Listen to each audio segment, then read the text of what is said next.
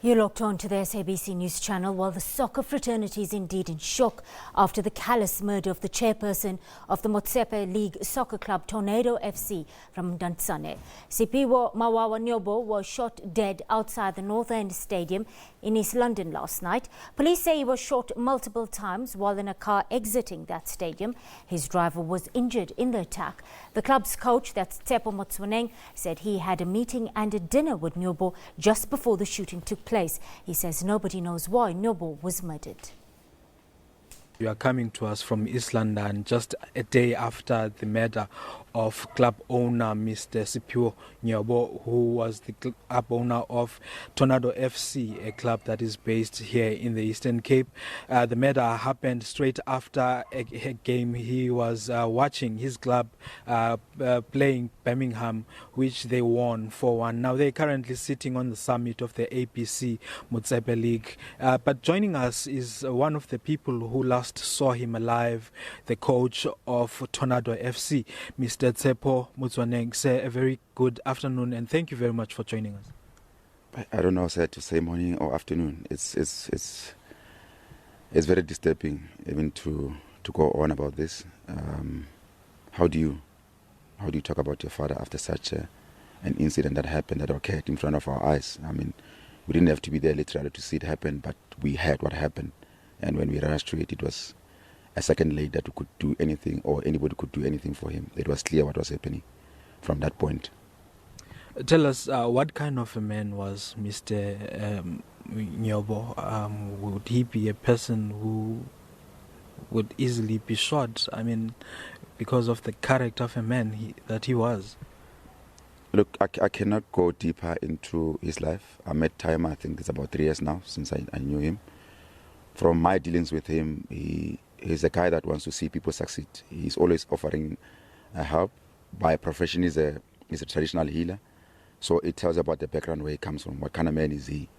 He would try to empower people, he would try to heal and sort out differences between families or between whatever that is happening around. If there's anything that had to happen, I don't know where would it emanate from. But what happened to him, it's something that left an image that I'm still shocked. That a person that was so humble, that would never carry a firearm, I've never seen him carrying one, that would never go into a field of play and accuse anybody of cheating him. I mean, talking about this business of the club. Why would such thing happen to him? It's a mystery. I cannot go deeper into details because it's still under investigation as to how it happened and why it happened. I think what they did on the scene, they did a thorough, sketch of what happened and whatnot. So we're waiting for the lead investigator to come and tell us exactly what happened. Okay, let's talk about the security personnel around the stadium yesterday. How was it? ABC Motsepe, for some reason, we don't have the luxury of employing such security. We had a sort of a mini games for the kids that were playing there. We played before and we played at 1 o'clock so that we can accommodate everybody to play football. So there are 2 gates that you use at North End. The first gate is the one when you enter. The second gate is the one that enters to the stadium. So he has to use 2 gates. So it means he has to stop at some point in time. So whatever happened, it was calculated thing. Bearing in mind that we train there almost every day. Chairman comes to our training sessions. It's quiet. Anybody could walk in and out and do as they please to anybody and walk out without anybody, noticing. Why does it have to happen at a spectacle where there's people, where there's football, where people are enjoying themselves? Why there? Why after a game? Why? There's so many whys that I cannot answer myself as a person. Why did it happen at a place where he comes and finds peace and joy and relaxes? And he's empowering us as youth, he's empowering us and the players to go and realize our dreams, because we want to go up in football, we want to help everybody. I mean, talking from his part as a traditional healer and talking from his part as a club owner, he's empowered a lot of people. This has robbed us. I mean, a big deal. Well, how do we now sum it up and say this happened because of this? We cannot. Yeah.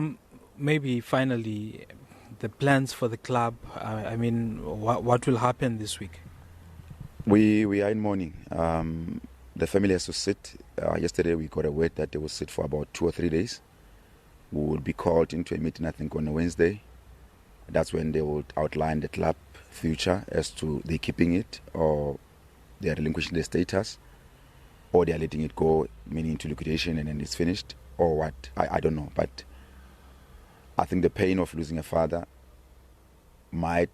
people might say things without thinking, but when they realize that it's actually gone, decision might be detrimental towards us, that the shops might be, the doors might be closed, or it might be open, but I don't know as to how far it will go. But all I know is that everybody's devastated for losing each minute. Thank you very much, sir, for your time. Thank you.